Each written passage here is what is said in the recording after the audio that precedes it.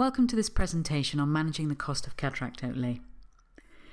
By the end of it, you should be able to understand the concept of cost versus price and how this is applied to cataract outlay, describe fixed and variable costs in cataract surgery, understand the relationship between cataract cost and surgical output, and be familiar with the concepts of cost containment, cost recovery, and income generation, as used in eye care. Cataract surgery is one of the most cost-effective medical interventions.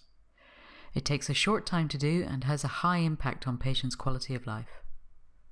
The key priorities are to increase the volume of surgery and to reach everyone who needs it.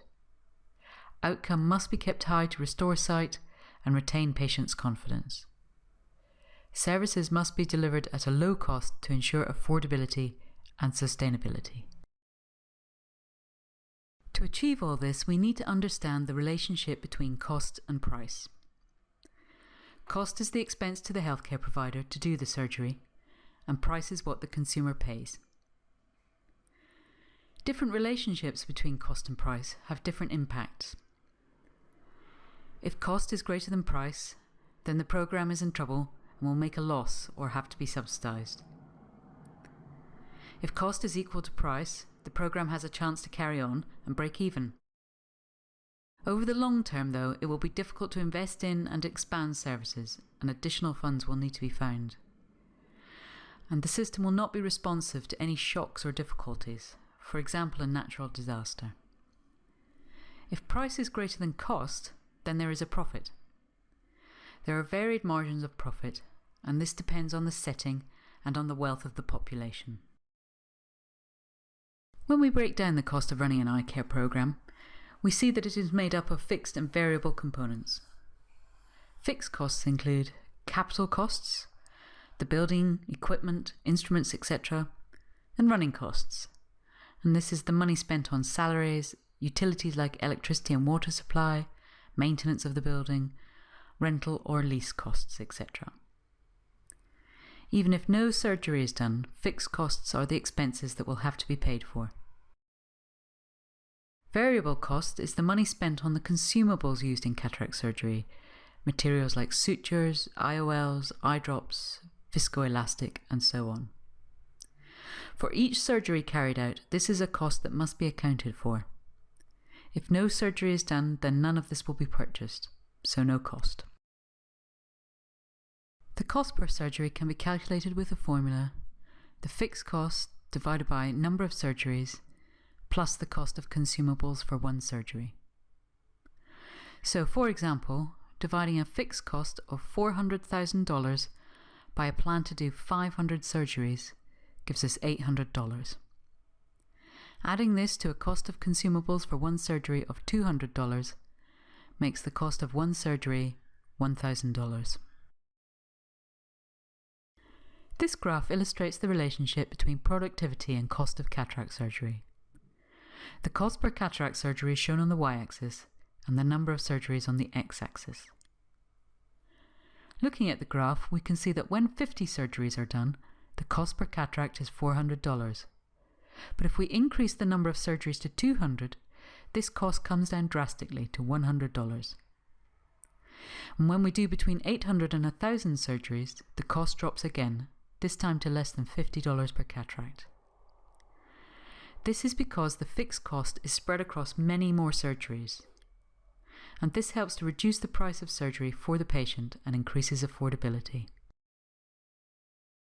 Managing outlay has 3 steps. In step 1, the cost of surgery is brought down through cost containment activities. Steps 2 and 3 are cost recovery and income generation. These steps aim to reduce the fixed cost, and this is passed on to the patient through a reduced price of surgery. Cost containment is achieved in 2 ways. Firstly, by increasing the number of cataract surgeries carried out, and secondly, by reducing the variable component of the cost of surgery by intelligent purchasing. This means negotiating bulk prices for consumables, sourcing cheaper generic drugs and IOLs, or even using effective low-cost technologies. These are decisions that can be managed by lobbying with management.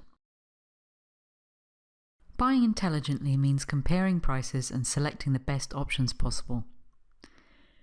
In addition, using group purchasing to achieve better prices, maintaining a good inventory of materials to reduce wastage, and storing materials appropriately to reduce damage will also all help to reduce costs.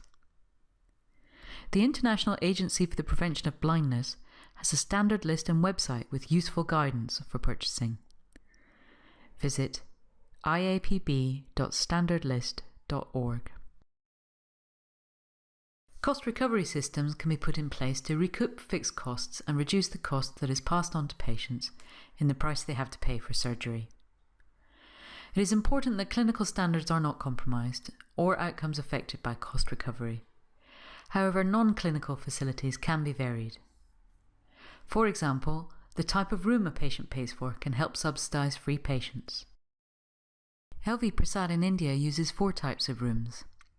If 5% of their patients are willing to pay $100 for VIP recovery rooms, which have ensuite and air conditioning, then the eye unit will have some profit.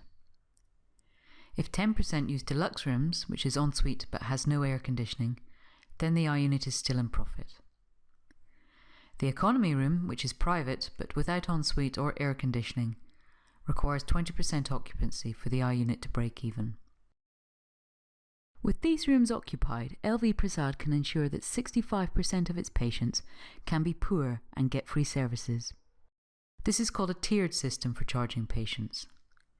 It is explained to the patients during the early counselling stage, and patients can then have a choice in what they want.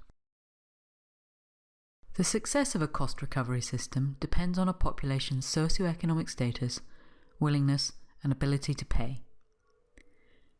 Income generation for the service can be achieved in several ways: by charging fees to the rich to subsidise the poor, from making money through a hospital canteen for relatives and friends of patients, by selling eye drops and even spectacles in some cases. Many eye units in areas of poor socioeconomic status depend on direct government subsidy. For example, salaries are paid or the infrastructure is owned by the government. Local or international non-governmental organisations, NGOs, can sometimes be lobbied to pay for components of fixed or variable costs. Insurance schemes are another option which will sometimes pay for their clients' surgeries. In conclusion, cost per cataract can be reduced by increasing productivity. Cost containment strategies include bulk purchasing and negotiating. Income generation supports subsidies for poor patients who are unable to pay. And cost recovery is possible through tiered fees for access to non-clinical facilities.